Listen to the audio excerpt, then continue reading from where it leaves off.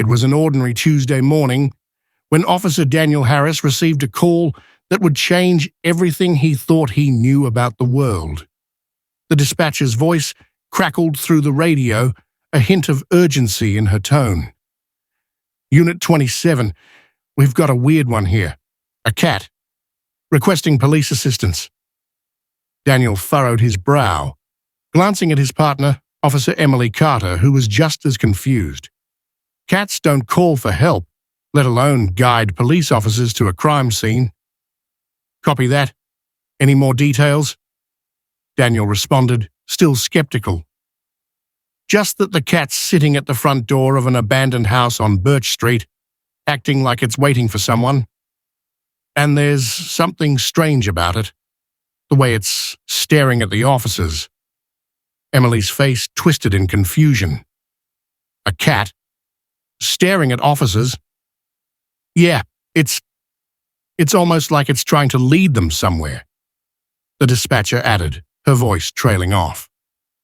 Daniel sighed and grabbed the keys. "Well, this should be interesting." He turned to Emily. "Let's go see what this is about." When they arrived at Birch Street, the neighborhood was eerily quiet.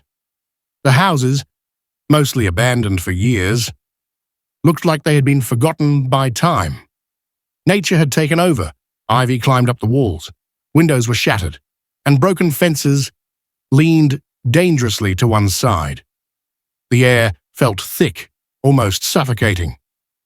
In front of a rundown house, near the overgrown yard, a small calico cat sat, its fur glistening in the dim morning sunlight. Its bright green eyes seemed to pierce through the haze of the morning fog, locking onto Daniel as they pulled up. The cat didn't move. It simply sat there, watching them with an unnerving stillness, its tail flicking back and forth slowly. Emily looked at Daniel. "I've got a bad feeling about this." "Yeah, me too," Daniel replied.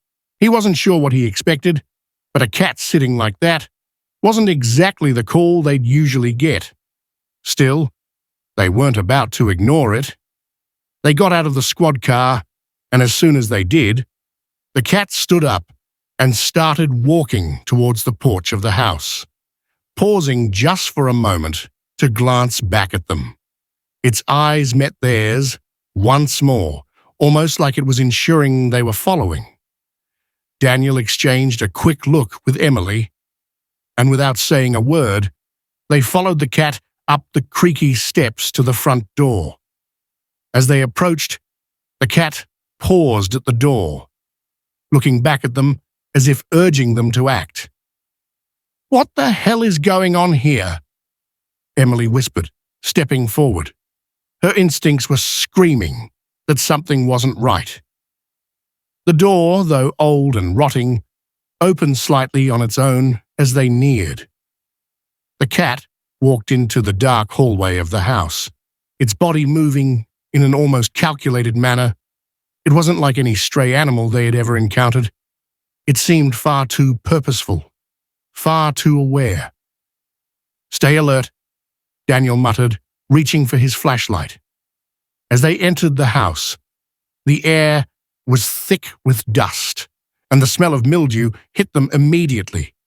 The walls were lined with peeling wallpaper, and old furniture lay in heaps, abandoned for who knew how long. But the deeper they went, the more the silence began to feel unnatural. It was too quiet. There was no sound except for the soft padding of the cat's paws. The cat turned sharply, heading toward a door at the back of the hallway. It stopped in front of the door, waiting for them to catch up, before pushing it open with a swift movement. It was as if it knew what was on the other side, like it was showing them exactly where they needed to go. The door creaked loudly as it opened, revealing a dark room. But there was something strange. A light flickered from inside, casting shadows across the walls. The cat entered the room without hesitation, disappearing into the darkness. Daniel and Emily stood frozen for a moment, then slowly walked forward, their hearts pounding. They knew something was waiting for them, something they weren't prepared for. They stepped into the room, and their flashlights illuminated the corners. It was a small, decrepit space, filled with old boxes and broken furniture, but in the center was something far worse than either of them could have imagined. A strange figure, lying lifeless on the floor, with a trail of blood leading to a gruesome discovery.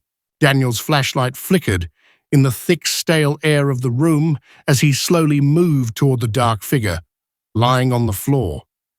Emily was a step behind, her breath shallow and quick. She could barely process what she was seeing. Her mind was racing, trying to make sense of the scene in front of her. The cat had vanished into the shadows, but the faint rustle of its paws could still be heard, moving toward the far corner of the room as if it were leading them. They had followed it this far, and now it was too late to turn back. The body in the center of the room was covered in a thin sheet, but even from a distance, Daniel could tell the situation wasn't good. A trail of blood led away from the body, pooling in places like a sinister map, guiding them toward a corner of the room that seemed even darker than the rest. "What is this place?" Emily whispered, her voice barely audible, as if speaking too loudly would shatter the uneasy silence. Daniel didn't answer, his eyes fixed on the body.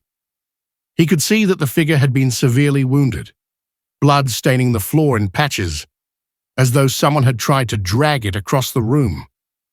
The air was thick, with the stench of decay, and a cold chill swept through him. He knelt beside the body and slowly pulled back the sheet, a sense of dread creeping up his spine. The figure was a man, his face pale and twisted in agony, eyes wide open, staring at the ceiling in a frozen gaze. He had been badly beaten, his clothing torn and dirty. But there was something even more disturbing. The man's hands were bound tightly behind his back with thick rope, his arms contorted at unnatural angles.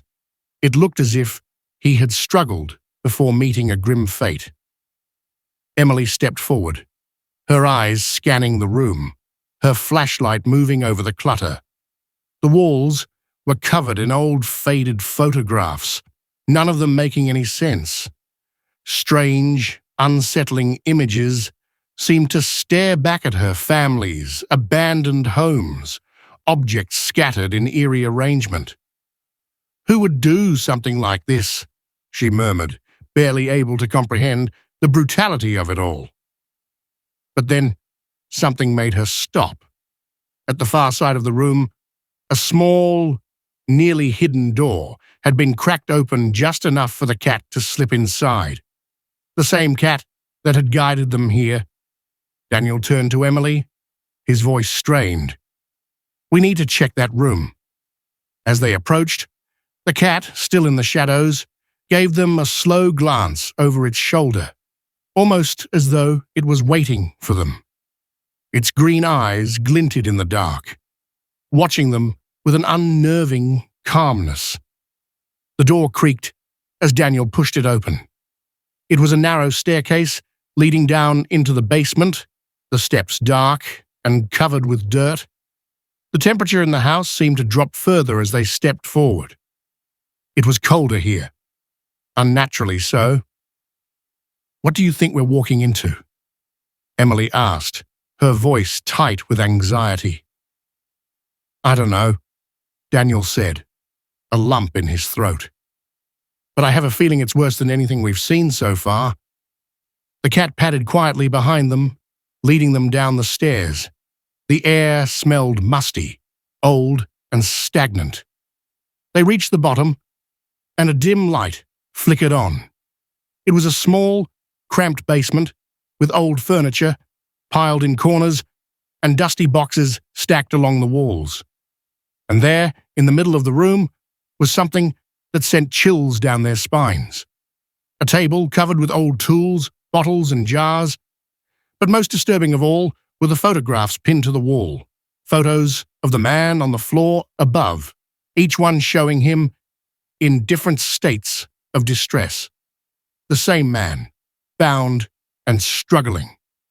Daniel's blood ran cold as he realized they hadn't just stumbled into a murder scene. They had found a trap, a place where the victim had been kept, tortured, and photographed. Daniel's breath caught as he looked around the dimly lit basement. The photographs on the wall showed the man they had found upstairs, but there was something even more chilling in the images. Each one depicted him bound, trapped in various positions. It was clear now. The man hadn't just been killed, he had been tortured, deliberately photographed, and kept here for some time. Emily's flashlight moved over the room, and her gaze stopped on a shelf filled with empty jars and odd tools. Then her eyes landed on something even more unsettling, a faded black and white photo pinned crookedly to the wall. The image showed the same man, but this time a shadowy figure stood behind him, their face obscured by darkness. Daniel stepped forward cautiously, his hand trembling as he pulled the photo from the wall.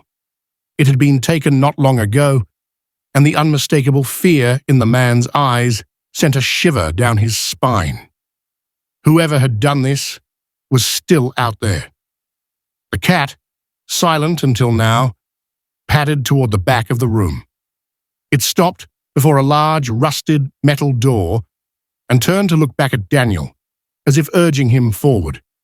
He exchanged a glance with Emily before nodding, and together they approached the door. The cat's eyes gleamed with a strange knowing as it watched them, its tail flicking. Daniel reached for the handle, his heart racing.